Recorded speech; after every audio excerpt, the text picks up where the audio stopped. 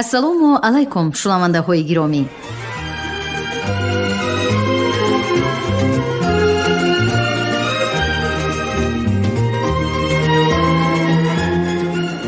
гуфторамонро аз силсилаи хониши адабӣ аз рӯи асари асосгузори сулҳу ваҳдати миллӣ, пешвои миллат, президенти ҷумҳурии тоҷикистон муҳтарам эмомалӣ раҳмон уфуқҳои истиқлол оғоз менамоем. гуфтори ҳаштум. ровӣ ализода абдурашид хоҷамқул.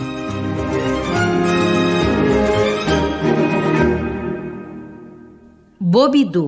рушди иқтисодии тоҷикистон ва дурнамои стратегии он. чорум. рушди муносибатҳои иқтисодӣ бо кишварҳои дигар.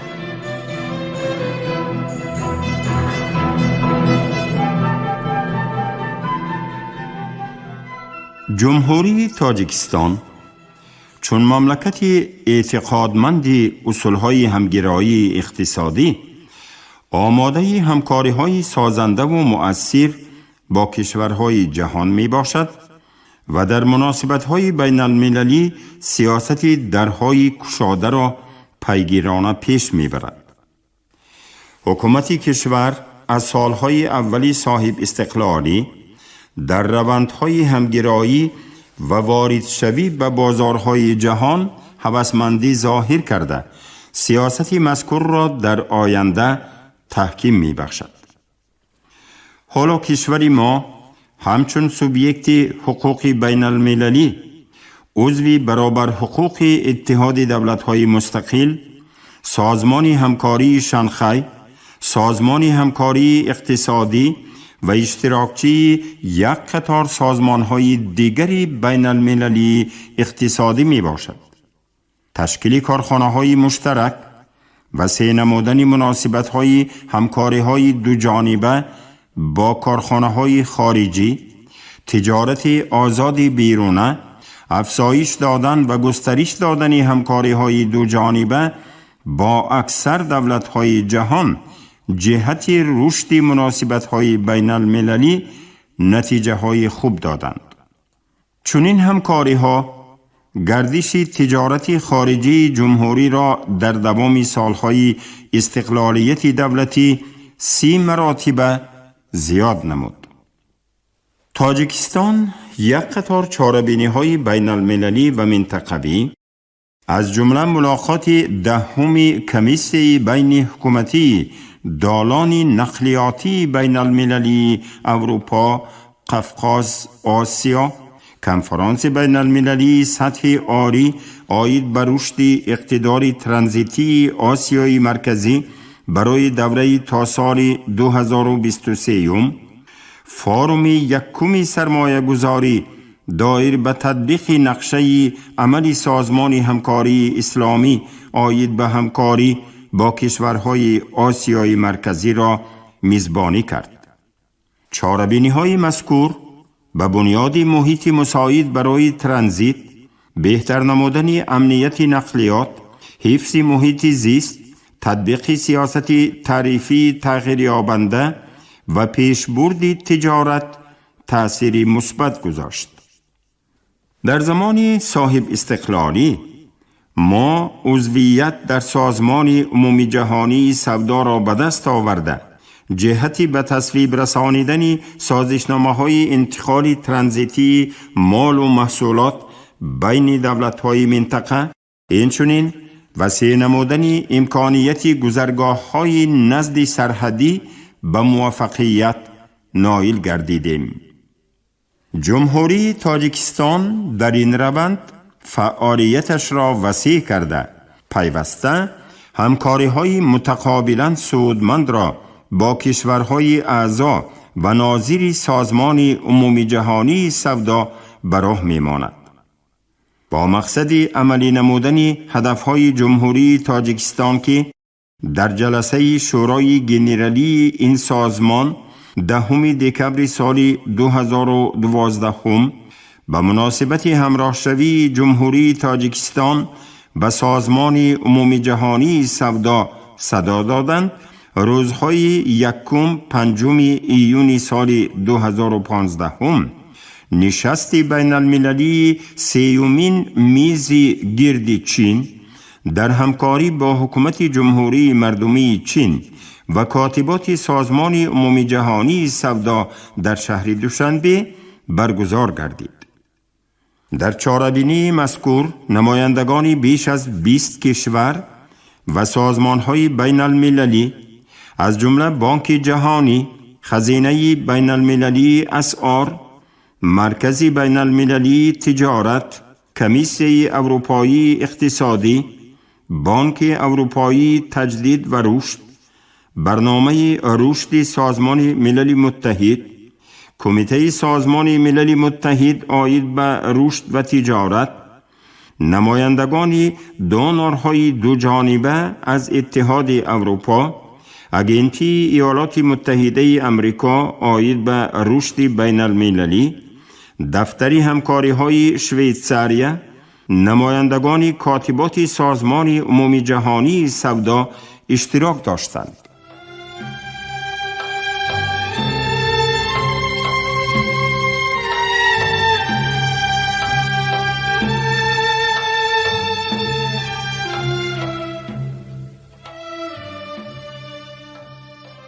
اینچنین با مقصد افزون ساختن قابلیت رقابت پذیری استحصال کنندگان وطنی در بازارهای اتحاد اروپا و امریکا برای به جمهوری تاجیکستان پیشنهاد ساختن نظام عمومی برخورداری تجارتی GSP جمع گفت و شنیدها در عرصه انجامیابی قرار دارند. استفاده این حقوق امکان می دهد که باج‌های گمرکی در بازار این کشورها برای بیش از 6400 نوع مال وطنی بیکار کرده شوند. کارهای انجام داده شده در سمت مذکور امکان دادند که تطبیق تصنیفات پیشبرد تجارتی بانک جهانی سال 2015 هم کشوری ما از روی نشان دهنده تجارت بین المللی 27 زینه بالا برآمده موقع 132 را اشغال نماید. کامیابی مذکور توسط اصلاحات کلی جهت جاری گردیدن نظام یگانه اطلاعاتی اتوماتانیده شده مقامات گمرکی روزانه یگانه برای رسمیات صادراتی و وارداتی و ترانزیتی ایستگاه یگانه و به راه ماندن نظام الکترونی به رسمیت دراری اعلامیه های گمرکی که رسمیات تجارتی بیرونی مملکت را به طور نظررس ساده گردانید به دست آمده است. شامل گردیدن جمهوری تاجیکستان به سازمان عمومی جهانی سودا برای رشد من بعد و همگرایی بیشتری مملکت به اقتصادیات جهانی، بلند بردن نفوذ کشورمان در عرصه بین المللی، برخورداری از افضلیت‌های تجارت جهانی، تکمیل دادن ساختار اداره دولتی و آماده نمودن متخصصان بلند اختصاص در ساحه اقتصادیات و تجارت بین المللی زمینه مساعد فراهم می آورد. همچنین در این سمت با تشبث حکومت کشورمان برای بنیاد مرکزهای لوجستیکی در ناحیه‌های نزد سرحدی جیهون، ترسونزاده، اشکاشیم و لخش منطقه‌های زمین جدا گردیدند. در مسئله بنیاد راه‌های الترناتیوی برآمدن به بندرها و کشورهای همسایه، اینچنین گوناگون شکلی جغرافی صادرات، کارهای بررسی لایحه ساختمان راه‌های آهنی دارای اهمیت منطقوی و غیره ادامه دارد. ما من بعد در استراتژی سیاست تجارت خارجی در دوره میان مهلت به 3 سمت اساسی هوسمندگردانی صادرات، رشد استحصالات به صادرات نگرانیده شده و ساده‌گردانی رسمیات تجارت دقت مخصوص می دهیم. در این بابت برنامه مساعدت به صادرات و استحصال محصولات عوض کننده واردات را برای دوره میان مهلت تهیه نمودیم. یکی از راه‌های هوسمندگردانی جلب سرمایه داخلی و خارجی واردات تکنولوژی معاصر، تشکیل جایهای نوی کاری، استحصال محصولات بلند صفت و رشد زمینه صادراتی، تأسیس منطقه‌های آزاد اقتصادی به شمار می رود. منطقه‌های آزاد اقتصادی یکی از شکل‌های ثمرناک همکاری‌های بین المللی اقتصادی در کشورهای ترقی کرده و رو به پیشرفت محسوب یافته امکان می‌دهند که منطقه علاهیده در نتیجه جلب سرمایه خارجی و تکنولوژی معاصر رشدی با سرعت پیدا نمایند. با ما میسر گردید که در کشورمان 4 منطقه آزاد اقتصادی تشکیل دهیم که در آنها 66 شرکت خارجی و وطنی همچون سوبیکت فعالیت اقتصادی به حساب گرفته شدند. حجم سرمایه مستقیمی از خود شده در منطقه های آزاد اقتصادی کشورمان به 671.5 میلیون سامانی رسیده، در دوام 5 سال اخیر به مبلغ 135.8 میلیون سامانی استحصال محصولات صناعتی و فعالیت صادراتی و وارداتی انجام داده شده است.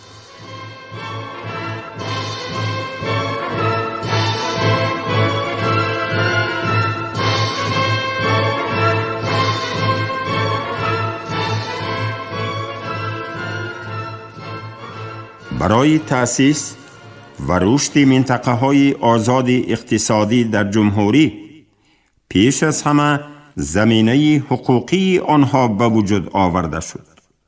همین طور طبق بند 1 قرار حکومت جمهوری تاجیکستان درباره چاره‌های اولین درجه دایر به تشکیل منطقه‌های آزاد اقتصادی در جمهوری تاجیکستان، وزارت رشد اقتصاد و سودای جمهوری تاجیکستان مقام وکالتداری مسئله های تشکیل، اداره کنی و فعالیت منطقه های آزاد اقتصادی در جمهوری تاجیکستان مقرر گردید.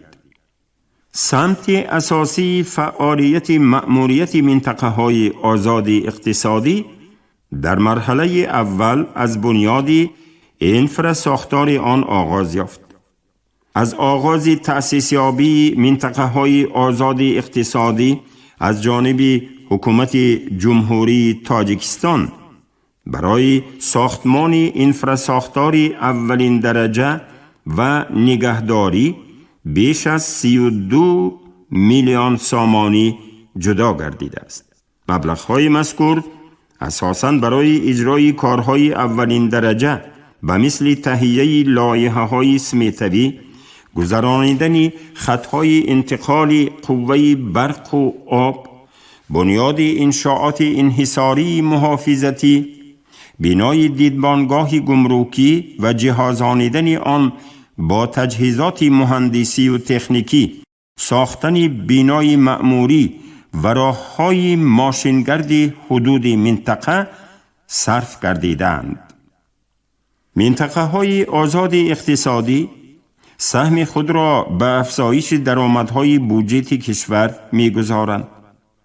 واردات پرداخت‌های انداز از درآمد و انداز اجتماعی و گمرکی از این منطقه ها به بودجه دولتی در سالهای 2011-2015 هم 26.1 میلیون سامانی را تشکیل داد.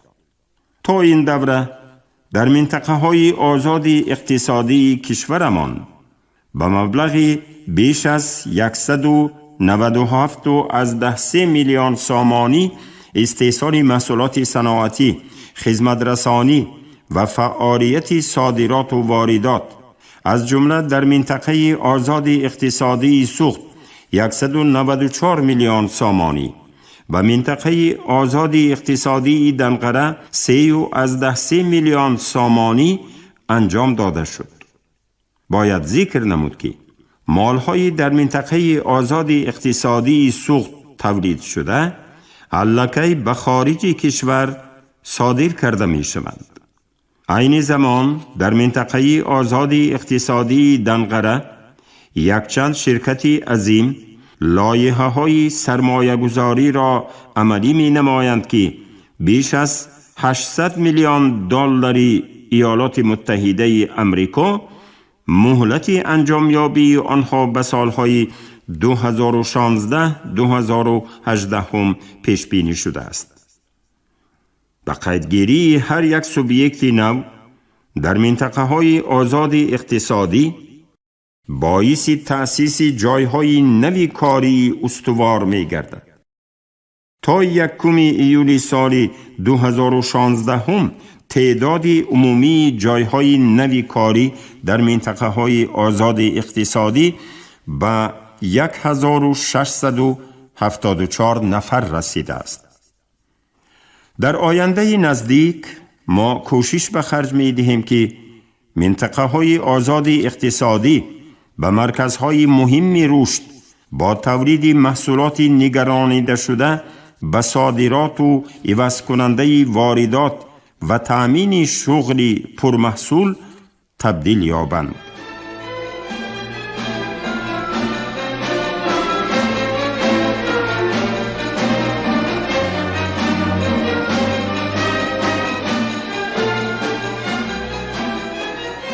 پنجم، تکمیل نظام اداره رشد اقتصاد. در مملکت اصلاحات نظام اداره‌کنی دولتی با مرام ادامه دارد. آن با تغییرات اقتصادیات کشور مطابق گردیده به مقام تغییر یافته کارخانه‌های ترقی یابنده بخش خصوصی سازگار کرده می شوند. قانون‌های قبول شده مسئله‌های مهمترین تشکل اقتصاد بازاری و حفظ اجتماعی را تأمین نموده به تدریج سوی جامعه متمدن معاصر روانند. از بس که در بعضی حالتها مقامات علاهیده حاکمیت اجراییه فعالیت همدیگر را تکرار می کردند و این باعث نامرتبی کار آنها می شد، ما یک قطار وزارت و اداره های دولتی را در روند برگزاری اصلاحات های مأموری متحد نمودیم. این اقدام ما به طلبات مناسبت های نوی بازاری موافق بوده، اساس آن را آزادی فعالیت اقتصادی تشکیل می دهد. اکنون وزارت و اداره های مملکت از سرپرستی هر روزه کارخانه های تابعشان دست کشیده بیشتر به معین نمودن و آموزش استراتژی رشد عمومی ساحه ها مشغولند. در جمهوری تاجیکستان خصوصی گردانی بسیار ساحه ها خصوصاً کارخانه های خرد و میانه اساساً به انجام رسیده، تجارت و ساحه خدمت رسانی پره خصوصی گردانیده شدند. موافق این ساختار اداره کنی تغییر می یابد. وزارت ها همچون مقام اداره کنی دولتی در این یا آن ساحه معیار و قاعده های فعالیت را تهیه می نمایند. دولت به استحصال محصولات، تقسیمات آنها و تشکل نرخ مشغول نمی شود. این وظیفه ها به اختیار بخش خصوصی می گذارند. طبق این مقررات ما از روی یک قطار وظیفه ها وزارت های نو تأسیس دادیم. وزارت های اقتصاد و سودا، نقلیات، انرژیتیک و ذخیره های آبی، صناعت و تکنولوژی های نو، کشاورزی، اگنتی ها نیز از جمله آنها می باشند. تکمیل نظام اداره با سمتگیری استراتژی یگانه اصلاحات پیوست است. تکمیل نظام اداره دولت را با راه انتخاب وظیفه‌های ضروری اداره مناسبت‌ها در مقامات سطح‌های گوناگون حاکمیت اجراییه از حساب مبلغ‌های بودجتی انجام می‌دهیم. کوشش سپاریدن وظیفه‌های را که اجرای ثمرناک آنها به اشتراک دولت امکان پذیر است عملی می‌گردانیم. در دایره اصلاحات اداره دولتی به تغییر نظام مزد مهنت توجه ظاهر نمودیم. در این روند همه ذخیره‌های موجوده در دایره امکانیت‌های واقعی بودجت دولتی استفاده کرده می‌شوند. هدف اساسی آن بلند برداشتن ثمرناکی و شفافیت فعالیت مقامات مرکزی و محلی حاکمیت دولتی، تقویت نظام خود اداره محلی، تأمین پرره مستقلیت همه شاخه‌های حاکمیت دولتی، کم کردن دخالت دولت به فعالیت خواجگیداری و پرزور نمودن مبارزه با کروپسیا می باشند. ما اقتدار اداره کنی دولتی را نه تنها در سطح مرکزی بلکه در سطح منطقوی و محلی نیز تکمیل داده ایستاده ایم. سهم سطح‌های مذکور در رشد اجتماعی و اقتصادی در برابر تجدید انفراساختار و افزایش طلبات از جانب جامعه به خدمت رسانی‌های اجتماعی بلند صفت و دسترس افزون خواهد یافت. درجه ظرفیت، صلاحیت و سطح صفت روند اداره کنی در سطح محلی به سطح ملی باید نزدیک باشد. در مجموع کوشش می نماییم که نظام اداره کنی دولتی درجه بلند امنیت اقتصادی را دستگیری نموده، رشد با ثبات اجتماعی و اقتصادی کشور را تأمین نماید.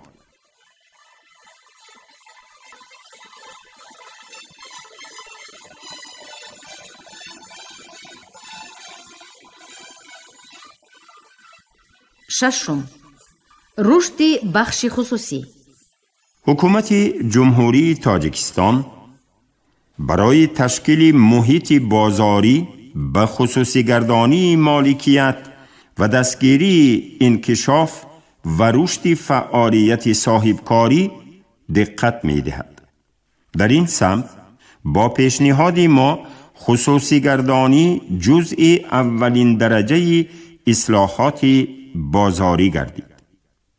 در دوره سالهای 1991-2015 در جمهوری تاجیکستان 11410 عدد انشاءات خرد و 1367 عدد کارخانه میانه و کلان خصوصی گردانیده شد.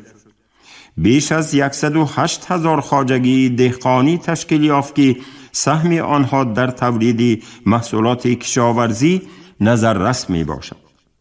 تجربه دولت‌های پیشرفته عالم ثابت نموده است که دستگیری صاحبکاران خرد و میانه و جلب مبلغ گذاری صاحبکاران داخلی و خارجی برای بنیاد کارخانه‌های استحصالی یکی از عامل‌های مهم پیشرفت می باشد. خصوصاً تأسیس شورای مشورتی نزد پرزیدنت جمهوری تاجیکستان آید به بهتر نمودن فضای سرمایه گذاری و بررسی گردیدن مسئله های مربوط به صاحبکاری و سرمایه گذاری در آن گواهی روشنی دستگیری و پشتیبانی پرزیدنت در این سمت می باشد. فعالیت پرثمر شورای مذکور فشنگ مهمی گسترش اصلاحات جهت بهتر گردانیدن فضای سرمایه گذاری به حساب رفته سالهای آخر به میدان مکالمه آزاد و منتظم دولت و بخش خصوصی تبدیل یافته است. چنین شورای مشورتی در منطقه های کشور نیز تأسیس یافته است. باید تأکید نماییم که هدف اساسی تشکیل شوراهای منطقوی دایر به بهتر نمودن فضای سرمایه گذاری و صاحبکاری، بررسی نمودن پیشنهادات صاحبکاران وابسته به برطرف نمودن مانعهای پیشبرد فعالیت صاحبکاری و فراهم آوردن شرایط مساعد برای جلب سرمایه گذاری در سطح منطقه می باشد. مهیا ساختن چنین شرایط باعث گردید که طی سالهای آخر سهم بخش خصوصی در جاده فراهم آوردن جایهای نوی کاری، استحصال محصولات نیاز مردم و عموماً جهت رشد اقتصادی و پیشرفت و آبادانی مملکت خیلی نظررس گردد. تاریخ صاحب استقلالی دولتمان نشان می دهد که مردم ما در سمت رشد و پیشرفت فعالیت صاحبکاری و سرمایه گذاری تجربه خوب به دست آورد. حالا در کشور برای دستگیری صاحبکاران، تأمین شرایط مساعد تشکل ساحه، یک سلسله اصلاحات سودمند جهت ساده گردانیدن رسمیات وابسته به فعالیت صاحبکاری انجام داده شدند. شروع از سال 2014 ما 14 اکتبر را همچون روز صاحبکاران جشن می‌گیریم و در این زمینه همه ساله همایش و فورم های صاحبکاران را با جلب دایره های صاحبکاران خارجی، سازمان های بین المللی، نهادهای با نفوذ مالیوی جهانی، اینچنین کشورهای شریک خود برگزار می نماییم. در چند سال آخر در ساحه پیشبرد صاحبکاری و جلب سرمایه یک سلسله اصلاحات که به بهتر نمودن فضای سرمایه گذاری، کم کردن مانعهای مأموری و دخالت دولت به فعالیت خواجگیداری سوبیکت های صاحبکاری روانه گردیدند انجام داده شد.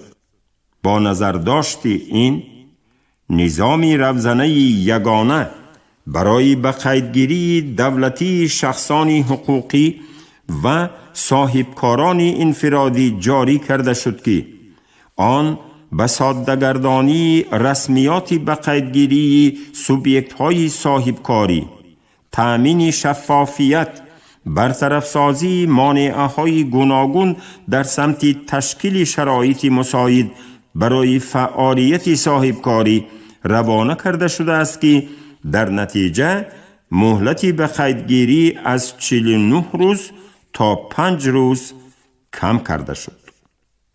اصلاحات نظام اجازت دهی و کم کردن شماره اجازت ها به رشد صاحبکاری در همه ساحه های اقتصادیات تکان جدی بخشیده در کشور فهرست یگانه دولتی الکترونی حجت های اجازت دهی جاری کرده شد.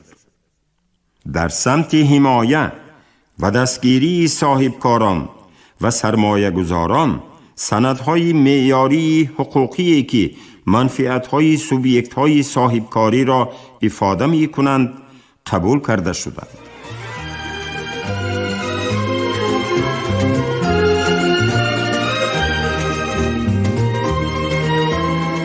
شما گفتار هشتم را از روی اثر افق‌های استقلال پیشوای ملت محترم امام علی رحمان شنیدید. راوی علیزاده عبدالرشید خوجمقل، کارگردان شیرعلی نغزلی، صدابردار کریم طالبوف.